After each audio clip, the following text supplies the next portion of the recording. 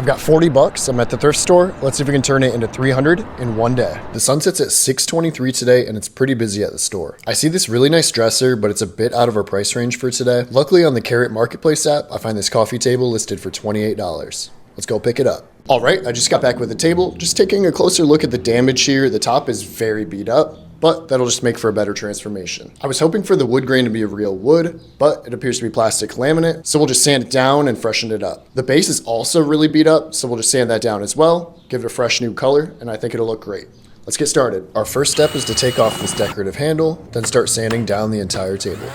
Sanding is one of the most tedious and time-consuming parts of a flip, but it's crucial for getting a smooth, professional-looking finish. I start with a 120 grit sandpaper to help remove the scratches, then I move to a 220 grit to smooth everything out. I use my circular sander on the top, and then I use my smaller sander on the more detailed parts of the table.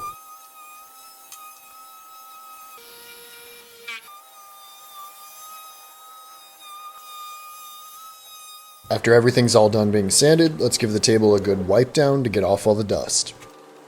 While we let the table dry off, let's start cleaning up that decorative handle. And if you're enjoying the video so far, make sure to follow, it helps a ton. Thanks. We're doing pretty good on time so far, so let's keep up the pace. First, I boil the handle in a mixture of baking soda and water for about 15 minutes to get off most of the grime. Then I scrub it with some waterproof sandpaper and Barkeeper's Friend. And this is how it turned out. The next step is to prep for painting. This is our final look at the table before the new paint. First, I apply one coat of bonding primer so that our base coat adheres properly.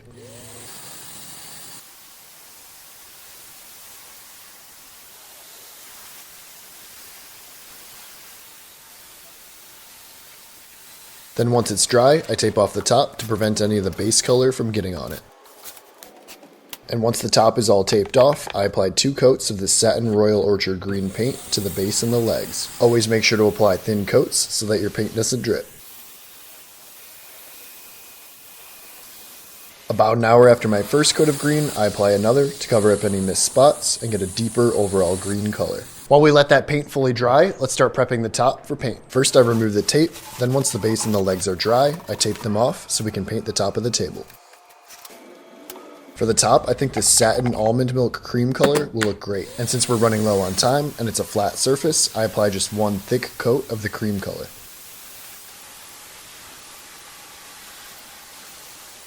And I didn't forget the handle.